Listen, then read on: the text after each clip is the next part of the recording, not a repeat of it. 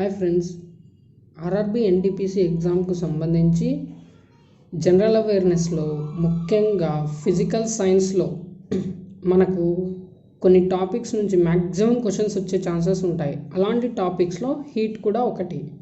Okay, ఈ video ద్వారా హీట్కు సంబంధించిన ఇంపార్టెంట్ విషయాలు మీకు తెలియజేస్తాను. Okay friends, let us start. First of all, heat అంటే ఏంటి? హీట్ అనేది ఒక energy. It is a form of energy. Okay, ఈ ఎనర్జీ మనం ఎలా ఫీల్ అవుతాము అంటే, మనం కూల్గా కానీ హాట్గా కానీ ఫీల్ అవుతాం చూడు, అప్పుడు మనకు హీట్ ఎనర్జీ, మనం అలా సెన్సేషన్ ఫీల్ అవుతాము. ఓకే, అండ్ హీట్ ఎలా ఉంటుంది దాని నేచర్ అంటే, it transfers from hot body to a cold body. ఎప్పటికీ హీట్ ఒక హాట్ బాడీ నుంచి కోల్డ్ బాడీకి ప్రయాణిస్తూ ఉంటుంది. కోల్డ్ బాడీ నుంచి హాట్ బాడీకి ఎప్పుడు హీట్ ట్రాన్స్ఫర్మేషన్ అనేది జరగదు. ఓన్లీ ఇది హాట్ బాడీ నుంచి కోల్డ్ బాడీకి ట్రాన్స్ఫర్మేషన్ జరుగుతూ ఉంటుంది. ఓకే ఫ్రెండ్స్, అంటే మనకు ఇలాంటి స్టేట్మెంట్స్ కొన్ని క్వశ్చన్స్లో ఇవ్వడానికి ఛాన్సెస్ ఉంటాయి. Which of the following is true for heat, which of the following statement is correct for heat అనేసి ఇలాంటి కొన్ని స్టేట్మెంట్స్లో ఒక స్టేట్మెంట్ కరెక్ట్గా ఇలాంటిది ఒకటి ఇస్తారు. అప్పుడు మనకు హీట్ గురించిన మొత్తం విషయాలు తెలుసుకోవాలి కాబట్టి బాగా స్టడీ చేయాల్సి ఉంటుంది. ఓకే ఫ్రెండ్స్, సో హీట్ అనేది హాట్ బాడీ నుంచి కోల్డ్ బాడీకి ట్రాన్స్ఫర్ అవుతూ ఉంటుంది. సో ఎందుకు ఇలాగా హాట్ బాడీ నుంచి కోల్డ్ బాడీకే వెళ్తుంది? Hot body to hot body వెళ్ళొచ్చు కదా అంటే అలా వెళ్ళదు. హాట్ బాడీ నుంచి కోల్డ్ బాడీకే హీట్ ట్రాన్స్ఫర్మేషన్ జరుగుతుంది. ఎందుకంటే అక్కడ టెంపరేచర్లో డిఫరెన్స్ ఉంటుంది. కాబట్టి ఒక హాట్ బాడీకి కోల్డ్ బాడీకి టెంపరేచర్ డిఫరెన్స్ కారణంగా మనకేమవుతుంది అంటే, హీట్ ఎనర్జీ ఒక బాడీ నుంచి మరొక బాడీకి ప్రయాణిస్తూ ఉంటుంది. మరి ఇక్కడ ఈ టెంపరేచర్ డిఫరెన్స్ అని చెప్పాను కదా, ఈ టెంపరేచర్ అంటే ఏంటి?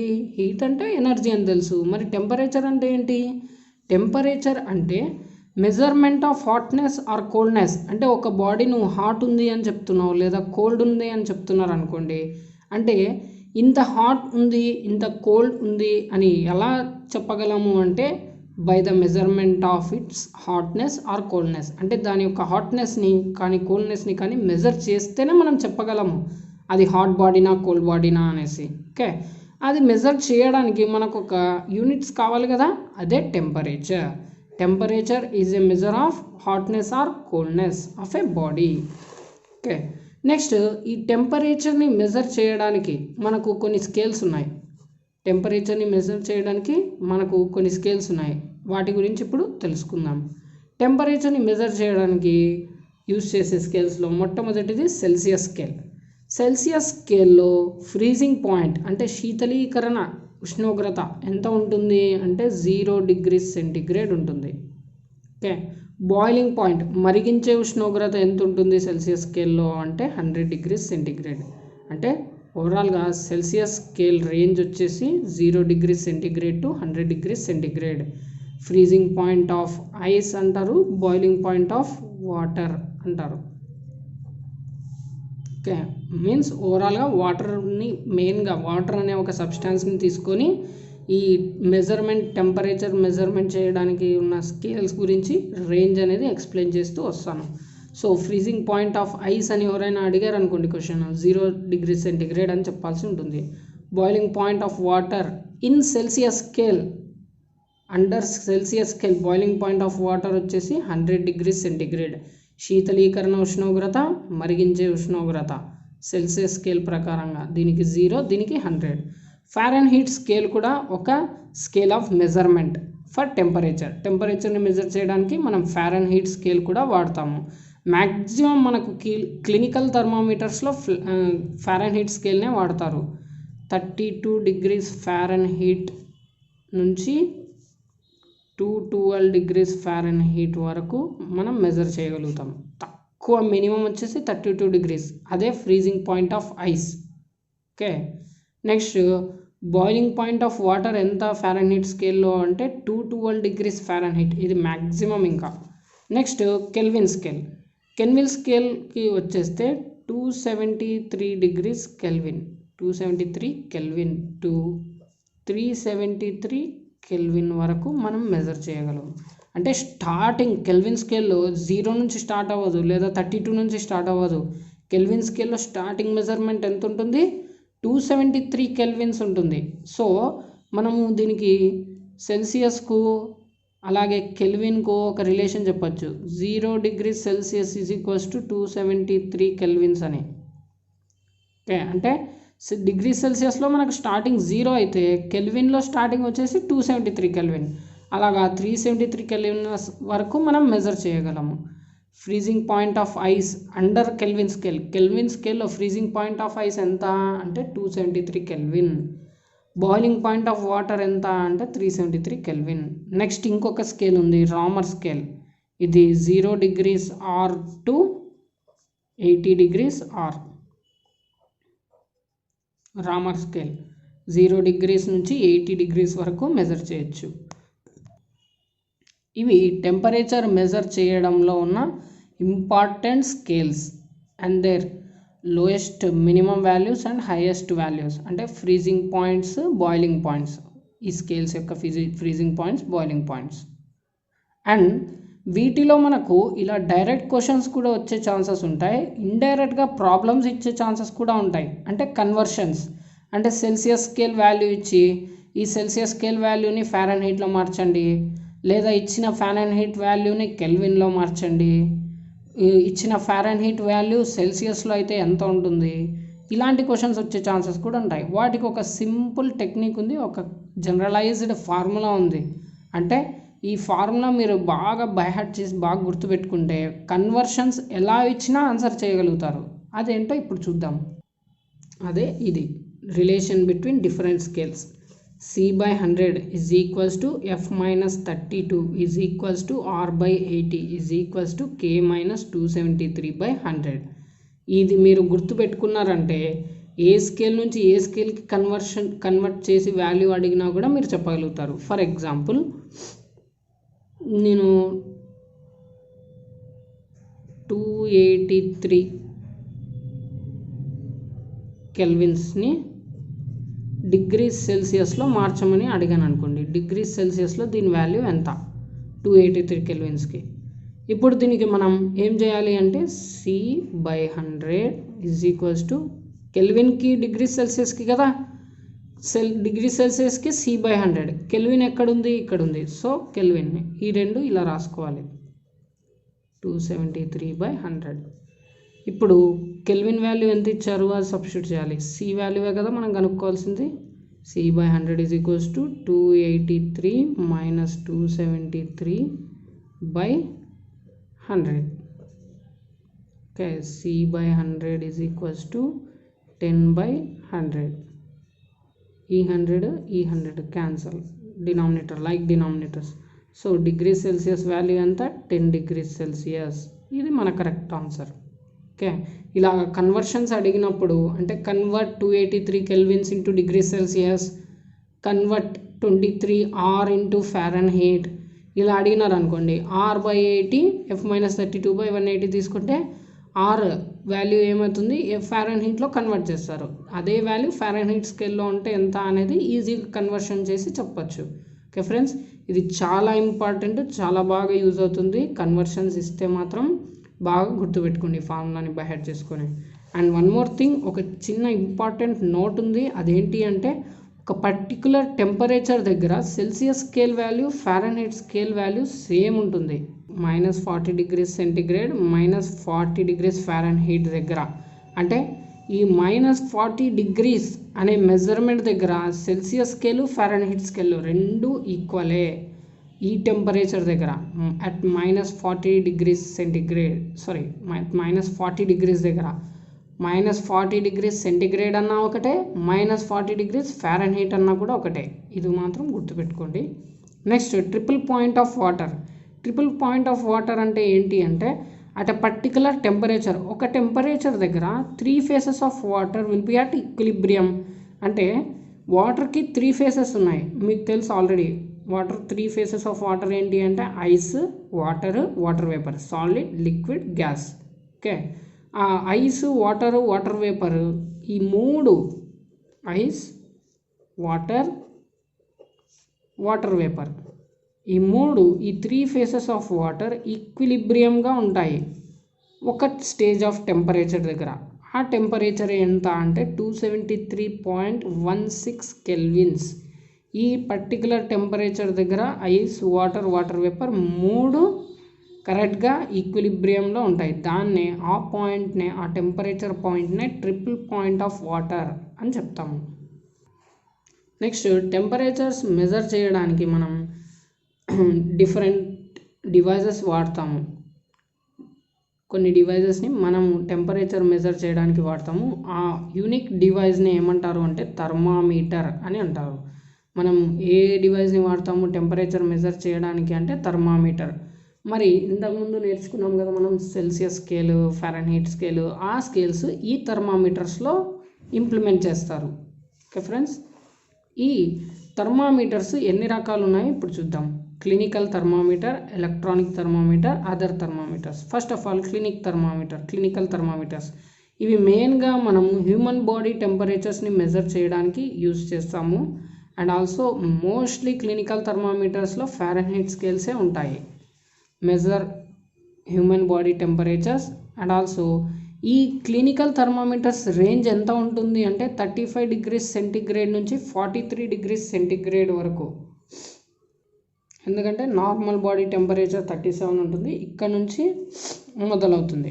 అదే ఫారెన్హీట్లో అయితే 96 degrees Fahrenheit to 110 degrees Fahrenheit వరకు ఇవి రేంజ్ అనేవి ఉంటాయి. నెక్స్ట్, ఎలక్ట్రానిక్ థర్మామీటర్స్లో బేసిక్ కాంపోనెంట్ వచ్చేసి థర్మిస్టర్స్ని లేదా థర్మో రెసిస్టర్స్ని వాడతారు. ఏ థర్మామీటర్లో? ఎలక్ట్రానిక్ థర్మామీటర్స్లో బేసిక్ కాంపోనెంట్స్ వచ్చేసి థర్మిస్టర్స్ లేదా థర్మో రెసిస్టర్స్. వీటి యొక్క రేంజ్ ఎంత ఉంటుంది అంటే లోయెస్ట్ రేంజ్ వచ్చేసి -40 డిగ్రీస్ ఫారెన్హీట్, హైయెస్ట్ రేంజ్ వచ్చేసి 450 డిగ్రీస్ ఫారెన్హీట్ ఎలక్ట్రానిక్ థర్మామీటర్స్లో. నెక్స్ట్, ఇంకా gas thermometers, platinum resistance thermometers కూడా మనం వాడుతూ ఉంటాం. నెక్స్ట్, మనం ఈ థర్మామీటర్స్లో వాడే ఒక మెటాలిక్ లిక్విడ్ ఏంటి అంటే లిక్విడ్ ఫామ్లో ఉన్న ఒక మెటల్ని వాడతాం. అదే ఏంటి అంటే మెర్క్యూరీ. ఈ మెర్క్యూరీ యొక్క టెంపరేచర్ రేంజ్ ఎంత అంటే ఇది -30 డిగ్రీస్ సెంటీగ్రేడ్ వరకు కూడా మెజర్ చేయగలం దీన్ని. అలాగే 300 డిగ్రీస్ సెంటీగ్రేడ్ వరకు కూడా మెజర్ చేయగలం. లోయెస్ట్ రేంజ్ వచ్చేసి -30 డిగ్రీస్ సెంటీగ్రేడ్, హైయెస్ట్ రేంజ్ వచ్చేసి 300 డిగ్రీస్ సెంటీగ్రేడ్ వరకు కూడా దీని యొక్క హైయెస్ట్ రేంజ్ ఉంది. ఇది థర్మామీటర్లో యూజ్ చేసే మెర్క్యూరీకి సంబంధించిన రేంజ్. అండ్ థర్మామీటర్ని డెవలప్ చేసిన వ్యక్తి ఎవరు అంటే గెలీలియోనే థర్మామీటర్స్ని డెవలప్ చేసింది.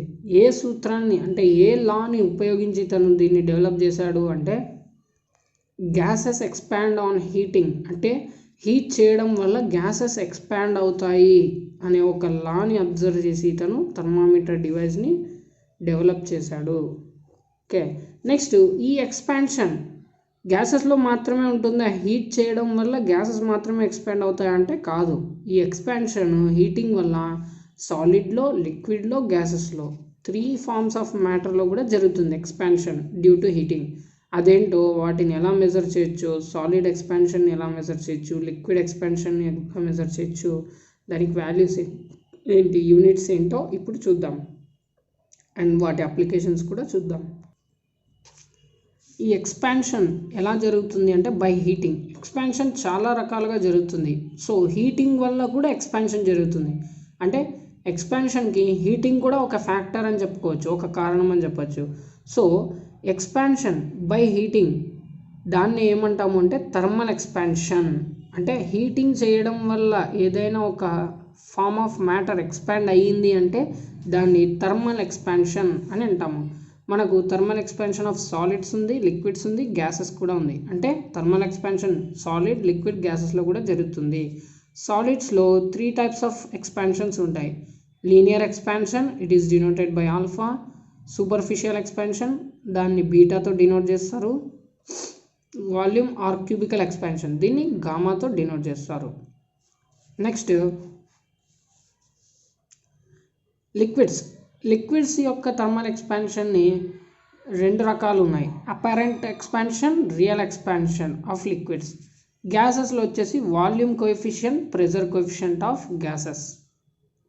ఇప్పుడు ఎక్స్పాన్షన్స్ గురించి ఇన్ డీటెయిల్డ్గా చూద్దాం. First of all thermal expansion of solids. First వచ్చేసి దీంట్లో లీనియర్ ఎక్స్పాన్షన్. లీనియర్ ఎక్స్పాన్షన్ అంటే expansion in length on heating. Heat చేయడం వల్ల ఒక ఆబ్జెక్ట్ తన లెంత్ ఎక్స్పాండ్ అయిందనుకోండి, దాన్నే లీనియర్ ఎక్స్పాన్షన్ అని అంటాము. So increase in unit length of a substance by increase in 1 degree centigrade temperature, దీన్నే కోఎఫిషియంట్ ఆఫ్ లీనియర్ ఎక్స్పాన్షన్ అని అంటారు. Coefficient of linear expansion. Coefficient of linear expansion అంటే ఏంటి అంటే 1 degree centigrade టెంపరేచర్ పెరగడం వల్ల సబ్స్టాన్స్ ఎంత యూనిట్ ఆఫ్ లెంత్ పెరిగింది, ఓకే, అదే coefficient of linear expansion. And linear expansion అంటే లెంత్లో ఎక్స్పాన్షన్ జరిగింది అనుకోండి హీట్ వల్ల, దాన్ని లీనియర్ ఎక్స్పాన్షన్ అంటారు. కోఎఫిషియంట్ ఆఫ్ లీనియర్ ఎక్స్పాన్షన్ని ఆల్ఫాతో డినోట్ చేస్తారు. దీన్ని మెజర్ ఎలా చేయొచ్చు అంటే లీనియర్ ఎక్స్పాన్షన్ ఎంత ఉంది, ఫర్ ఎగ్జాంపుల్ ఐరన్కి ఎంత ఉంది, ఐరన్లో 1 degree centigrade టెంపరేచర్ పెంచడం వల్ల అది ఎంత ఎక్స్పాండ్ అవుతుంది, వుడ్ని 1 degree centigrade టెంపరేచర్ ఇంక్రీజ్ చేయడం వల్ల దాంట్లో ఎక్స్పాన్షన్ ఎలా ఉంటుంది, ఎంత ఉంటుంది. అలాగే డిఫరెంట్ సాలిడ్స్లో 1 unit ఆఫ్ టెంపరేచర్ పెంచడం వల్ల దాని లెంత్లో ఎంత మెజర్మెంట్ ఎక్స్పాన్షన్ జరుగుతుంది అనేది coefficient of linear expansion formula ద్వారా మనం తెలుసుకోవచ్చు. ఎలా అంటే numerator increase in length by denominator initial length into rise in temperature. ఈ ఫార్ములా వల్ల మనం కోఎఫిషియంట్ ఆఫ్ లీనియర్ ఎక్స్పాన్షన్ని తెలుసుకోవచ్చు. నెక్స్ట్ వచ్చేసి సూపర్ఫిషియల్ ఎక్స్పాన్షన్. ఏరియాలో ఎక్స్పాన్షన్ ఉంటే area expansion in terms of area on heating.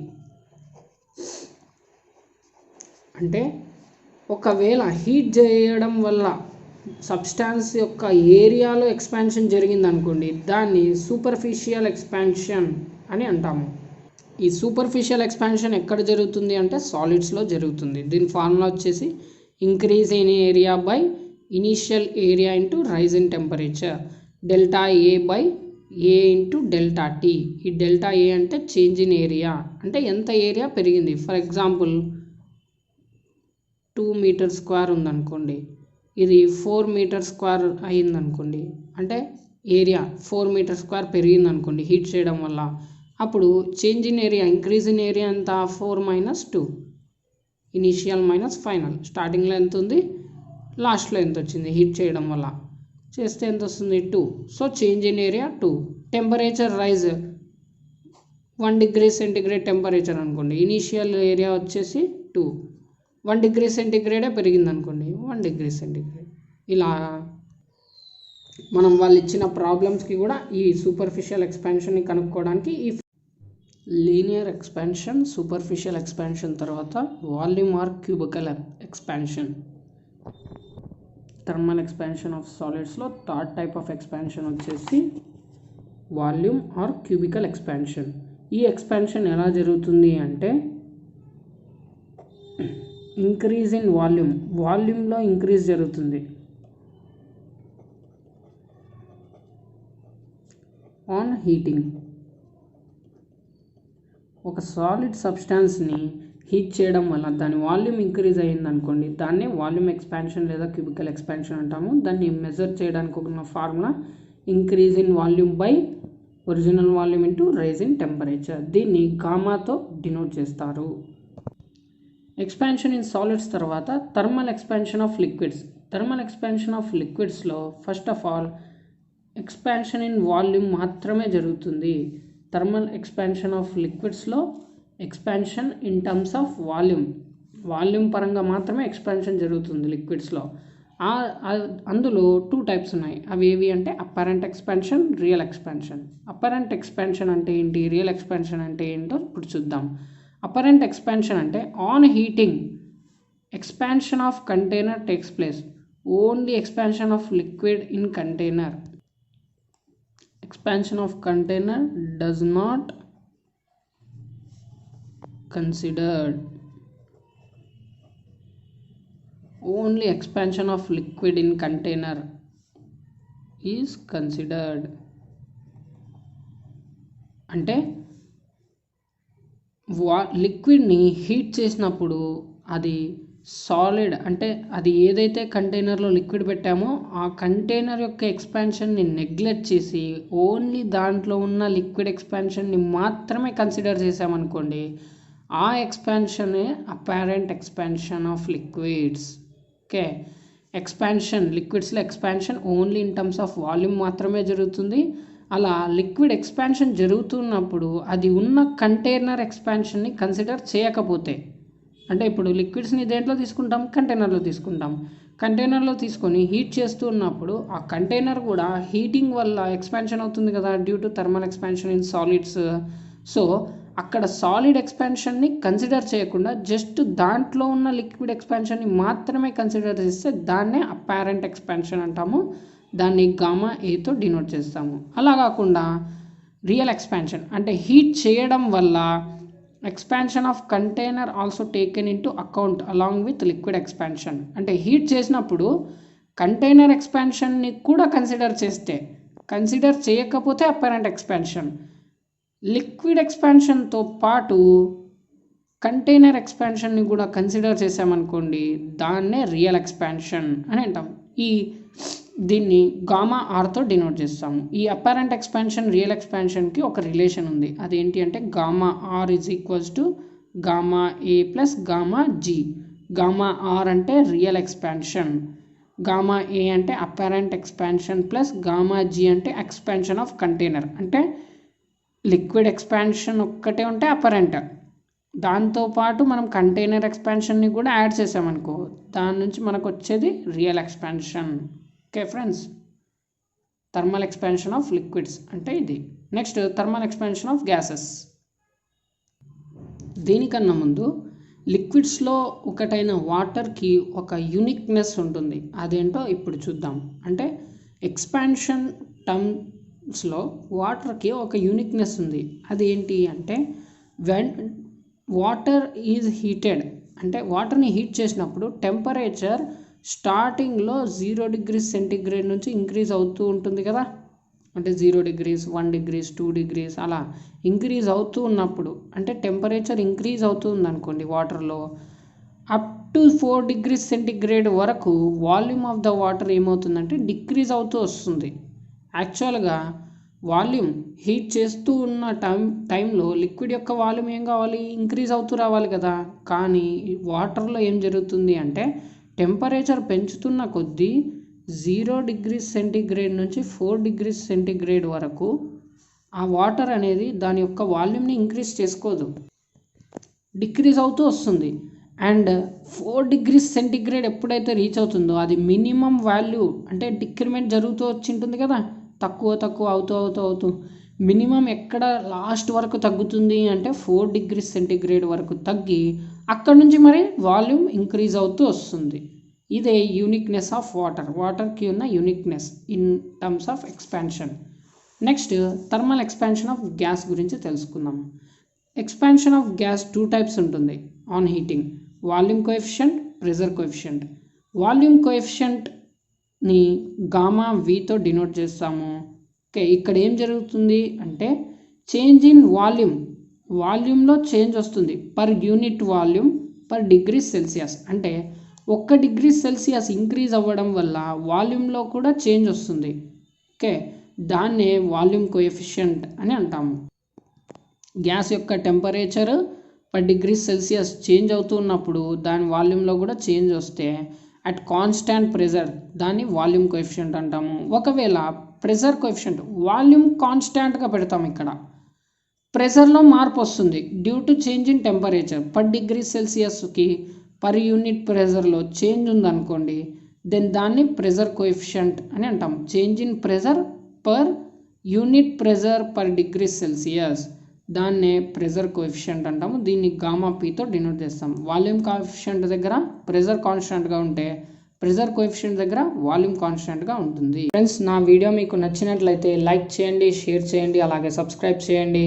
ఏదైనా టాపిక్కు సంబంధించి ఎక్స్ప్లెనేషన్ మీకు డీప్గా కావాలి అన్నా, అలాగే ఎగ్జామ్ సిలబస్లోని ఏదైనా టాపిక్కు సంబంధించి ఎక్స్ప్లెనేషన్ కావాలన్నా కింద కమెంట్ బాక్స్లో మెన్షన్ చేయండి.